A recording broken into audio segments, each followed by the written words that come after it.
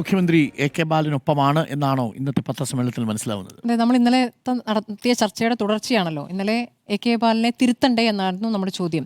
അപ്പോൾ തിരുത്തുന്നില്ല എന്നതിൽ മാത്രമല്ല, എ കെ ബാലനെ ശരിവെക്കുകയാണ് മുഖ്യമന്ത്രി ചെയ്തിരിക്കുന്നത്. ഇന്നിപ്പോൾ പാർട്ടി സെക്രട്ടറി രാവിലെ മാധ്യമങ്ങൾ ഈ വിഷയം ചോദിക്കുമ്പോൾ പാർട്ടി നിലപാട് പാർട്ടി പറയും എന്ന് പറഞ്ഞു പോവുകയാണ്. പക്ഷേ എന്താണ് പാർട്ടി നിലപാട് എന്ന് വിശദമാക്കിയില്ല. പാർട്ടി നിലപാട് പാർട്ടി പറയുമെന്ന് പറഞ്ഞപ്പോൾ സ്വാഭാവികമായും അത് എ കെ ബാലനെതിരായിരിക്കും, അത് ബാലനല്ല പറയേണ്ടത്, പാർട്ടിയാണ് പറയേണ്ടത് എന്നൊരു തോന്നലാണ് ഉണ്ടായത്. പക്ഷേ ഇന്ന് മുഖ്യമന്ത്രി വാർത്താ സമ്മേളനത്തിൽ അവസാന ഭാഗത്തിൽ വളരെ വിശദമായി തന്നെ എന്താണ് എ കെ ബാലൻ പറഞ്ഞത് എന്നതിനെ ന്യായീകരിക്കാനുള്ള ശ്രമമാണ് നടന്നത്. അദ്ദേഹത്തിൻ്റെ വാക്കുകൾ ഇങ്ങനെയാണ്: ഇവിടെ നമ്മൾ ശ്രദ്ധിക്കേണ്ട കാര്യം, ഇന്നത്തെ കേരളം നമ്മുടെ നാട്ടിൽ, നമ്മുടെ രാജ്യത്തിന് മുന്നിൽ ഒരു മാതൃകയാണ്. ഒരു വർഗീയ സംഘർഷങ്ങളില്ല, വർഗീയ കലാപങ്ങളില്ല. എന്നാൽ അതിൽ നിന്ന് വ്യത്യസ്തമായ ചിത്രം കേരളത്തിൽ ഉണ്ടായിരുന്നു. അതാണ് സഖാവ് എ കെ ബാലനെ ഓർമ്മിപ്പിച്ചത്. മാറാട് കലാപം നടന്നതിന് ശേഷം ആ പ്രദേശത്ത് സാധാരണഗതിയിൽ നമ്മളെല്ലാവരും സന്ദർശിക്കുമല്ലോ. അന്നത്തെ മുഖ്യമന്ത്രി അവിടെ സന്ദർശിക്കാൻ പോവുകയാണ്, അത് എ കെ ആന്റണി. അപ്പോൾ ഒരു സംഘം RSS ആണ് അവിടെ നിബന്ധന വയ്ക്കുന്നത്, നിങ്ങളുടെ കൂടെ, നിങ്ങളുടെ കൂട്ടത്തിൽ ഇപ്പോഴുള്ള മന്ത്രി വരാൻ പാടില്ല. അതെല്ലാവർക്കും അറിയാം, അത് കുഞ്ഞാലിക്കുട്ടിയായിരുന്നു. കോഴിക്കോട് മെഡിക്കൽ കോളേജ് ഗസ്റ്റ് ഹൗസിൽ എ കെ ആന്റണി അങ്ങോട്ട് പോകുമ്പോൾ കുഞ്ഞാലിക്കുട്ടിയെ കൂടെ കൂട്ടിയില്ല. ഇവരുടെ അനുവാദം വാങ്ങിക്കൊണ്ടുപോകുന്ന അവസ്ഥയുണ്ടായത് എന്താണ് അത് കാണിക്കുന്നത്?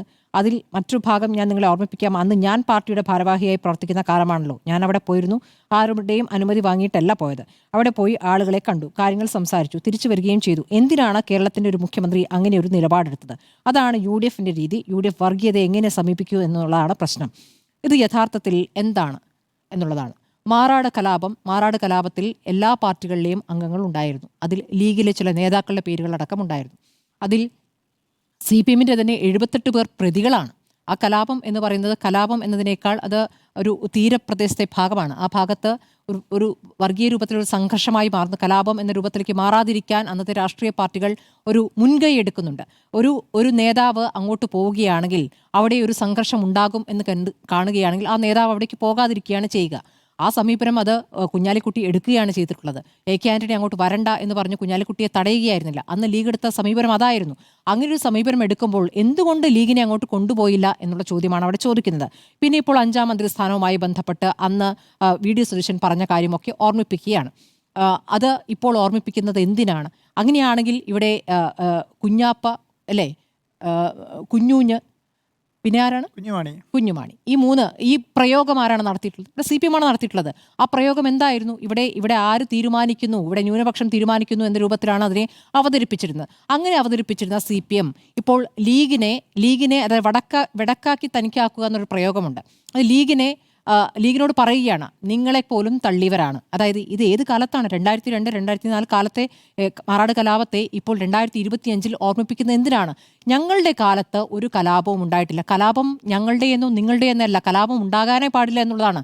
അതത് സർക്കാരുകൾ അതിനുള്ള മുൻകൈ എടുക്കണം. ഇവിടെ ഒരു കലാപം ഉണ്ടാക്കാതിരിക്കാൻ മുൻകൈ എടുക്കുകയാണ് വേണ്ടത്. ശരി, പിണറായി വിജയന്റെ കാലത്ത് അത് ഉണ്ടാകുന്നില്ലെങ്കിൽ ഏറ്റവും നല്ല കാര്യം, അത് നല്ല കാര്യം തന്നെ. അത് പ്രത്യേകിച്ച് അന്ന് അതുണ്ടായല്ലോ എന്ന് പറഞ്ഞിട്ട് അതുണ്ടായ കാര്യങ്ങൾ വീണ്ടും വീണ്ടും ആവർത്തിക്കുന്നത്, മാറാട് കലാപത്തെക്കുറിച്ച് ആരും പറയാതിരിക്കുന്നത് ഇനി അങ്ങനെയൊന്നും സംഭവിക്കാതിരിക്കാനാണ്. പക്ഷേ അന്നത് മാറാട് എന്നൊരു ചെറിയ പ്രദേശത്താണ് നിന്നിരുന്നെങ്കിൽ ഇന്നിപ്പോൾ കേരളത്തിൻ്റെ രാഷ്ട്രീയ കാലാവസ്ഥയിൽ എത്രത്തോളം വിഭജനം നിലനിൽക്കുന്ന അല്ലെങ്കിൽ വിഭജിപ്പിക്കുന്ന രീതിയിലുള്ള പ്രതികരണങ്ങളാണ് ഈ പറയുന്ന നേതാക്കളിൽ നിന്നൊക്കെ ഉണ്ടാകുന്നത്. അന്ന് BJP അത്ര വലിയ പാർട്ടി ആയിട്ടില്ല.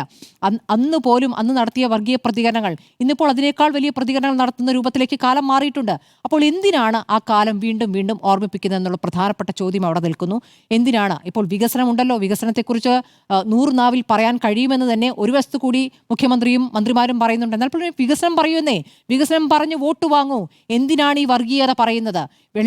വെള്ളാപ്പള്ളിയുമായി ബന്ധപ്പെട്ടുള്ള വർഗീയതയിൽ മൗനം പാലിക്കുകയും ഈ കാര്യങ്ങളൊക്കെ എടുത്തു പറഞ്ഞുകൊണ്ട് വേറൊരു രൂപത്തിൽ വിഭജനം സൃഷ്ടിക്കാനുള്ള ശ്രമമാണ് നടത്തുന്നത്. ഇപ്പോൾ ആദ്യം ജമാഅത്തെ ഇസ്ലാമി പറഞ്ഞു, ഇന്നിപ്പോൾ പറയുന്നത് കുറച്ചുകൂടി മാറ്റുന്നുണ്ട്. അതായത് ലീഗ് അടക്കമുള്ള മുസ്ലിം ന്യൂനപക്ഷത്തെ എതിർക്കുന്നത് യഥാർത്ഥത്തിൽ കോൺഗ്രസ്സാണ്. കോൺഗ്രസിന്റെ നിലപാട് ന്യൂനപക്ഷ വിരുദ്ധമാണ് എന്ന് സമർത്ഥിക്കാനുള്ള ശ്രമമാണെന്ന് മുഖ്യമന്ത്രി നടത്തിയിരിക്കുന്നത്.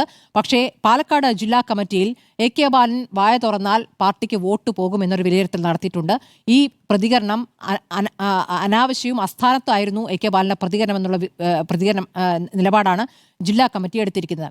പാർട്ടി എങ്ങനെയാണ് ഈ കാര്യത്തിൽ ഇനി മുന്നോട്ട് പോകാനിരിക്കുന്നത്? ഈ വിഷയത്തിൽ ഊന്നിക്കൊണ്ട് മുന്നോട്ട് പോവുകയാണോ? എ കെ ബാലനെ ശരിവെക്കുകയാണെങ്കിൽ എ കെ ബാലന് ഇനിയും പറയാം എന്നുകൂടിയാണ്. എ കെ ബാലൻ മാത്രമല്ല, നേരത്തെയും വിജയരാഘവൻ്റേതടക്കമുള്ള പ്രതികരണങ്ങൾ ഇന്നലത്തെ ചർച്ചയിൽ നമ്മളടക്കം പറഞ്ഞിട്ടുള്ളതാണ്. വിജയരാഘവനും ഇത്തരത്തിൽ ന്യൂനപക്ഷ വിരുദ്ധമായ പ്രസ്താവനകൾ മുമ്പ് നടത്തിയിട്ടുള്ളതാണ്. ഇനിയും അത്തരം പ്രസ്താവനകളും പ്രതികരണങ്ങളുമാണോ ഈ തെരഞ്ഞെടുപ്പിൽ മുന്നോട്ട് കൊണ്ടുപോകാനിരിക്കുന്നത്? തെരഞ്ഞെടുപ്പിൽ ഒരുപാട് വികസന നേട്ടങ്ങൾ പറയാനുണ്ടെങ്കിൽ അത് പറഞ്ഞ് വോട്ട് നേടുവെന്നേ. ഇപ്പോൾ അല്ലെങ്കിൽ പ്രതിപക്ഷ നേതാക്കളുടെ പ്രതികരണങ്ങളിലെ പൊള്ളത്തരം ചൂണ്ടിക്കാണിക്കൂ. നിങ്ങൾ അത് ചെയ്തില്ല, നിങ്ങളുടെ ആ കാലത്ത് ഇത് ചെയ്തില്ല, ഞങ്ങൾ ഇത് ചെയ്ത് കാണിക്കുന്നു. ഈ 10 വർഷം കൊണ്ട് ചെയ്ത കാര്യമുണ്ടല്ലോ, വെറും 5 വർഷമല്ലോ, 10 വർഷത്തെ നേട്ടങ്ങളല്ലേ എണ്ണി കാണിക്കാനുള്ളത്. അത് പറഞ്ഞ് വോട്ട് വാങ്ങിക്കണം. എന്തിനാണ് ഈ പ്രതികരണം നടത്തുന്നത്? അപ്പോൾ അതുകൊണ്ട് കാര്യമില്ല എന്നതുകൊണ്ട്, വിഭജനം നടത്തിയാലേ വോട്ട് കിട്ടൂ എന്ന തോന്നലുള്ളത് കൊണ്ട്, ഭൂരിപക്ഷം വോട്ടും പോരട്ടെ, വെള്ളാപ്പള്ളിയുടെ വർഗീയ പ്രസ്താവനകൾക്ക് കൂടെ നിന്നുകൊണ്ട്, അല്ലെങ്കിൽ അതിനോട് വിമർശിക്കാതെ ആ വോട്ട് വരട്ടെ, ആ വോട്ട് വരുമെന്നാണ് പ്രതീക്ഷ, അങ്ങനെ വരട്ടെ. ഇപ്പോൾ ഈ കാര്യങ്ങൾ പറഞ്ഞുകൊണ്ട്, അതായത് ലീഗിനെ വിമർശിച്ചുകൊണ്ട്, ലീഗിനെ വിമർശിക്കുകയല്ല, കോൺഗ്രസിനെ വിമർശിച്ചുകൊണ്ട് ലീഗിനോട് ചേർന്ന് നിൽക്കുന്നു എന്ന രൂപത്തിലാണ് ഇപ്പോൾ പറയുന്നത്. മുമ്പ് പറഞ്ഞുകൊണ്ടിരുന്നത് ജമാഅത്തെ ഇസ്ലാമിയും ലീഗും ചേർന്ന് എന്നായിരുന്നു. ഇപ്പോൾ ലീഗിനെ എതിർത്തുന്ന, അല്ലെങ്കിൽ ലീഗിനെ മാറ്റി നിർത്തി, ലീഗിന് കൂടുതൽ മന്ത്രിസ്ഥാനം ആവശ്യപ്പെടാൻ അർഹതയില്ല എന്ന് അന്ന് ചില നേതാക്കൾ പറഞ്ഞതിനെ ചൂണ്ടിക്കാണിച്ചുകൊണ്ട്, അപ്പോൾ അവരിൽ നിന്നും കുറച്ചുപേരെ ഇങ്ങോട്ടേക്ക് എത്തിക്കാൻ പറ്റുമോ എന്ന ശ്രമമാണ് നടത്തിക്കൊണ്ടിരിക്കുന്നത്. പക്ഷേ ഇതാണോ യഥാർത്ഥത്തിൽ തിരഞ്ഞെടുപ്പിൽ സ്വീകരിക്കേണ്ട പ്രചാരണ രീതി എന്ന് CPM ആലോചിക്കേണ്ടതാണ്.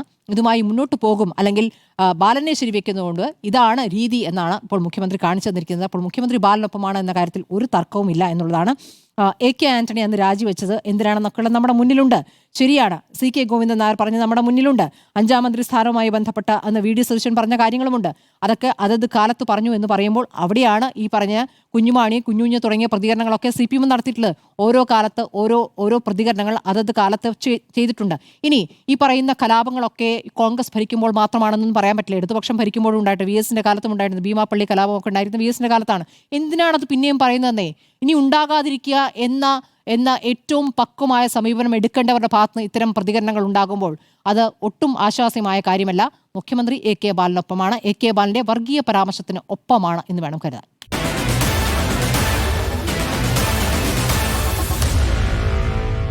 Meet the editors.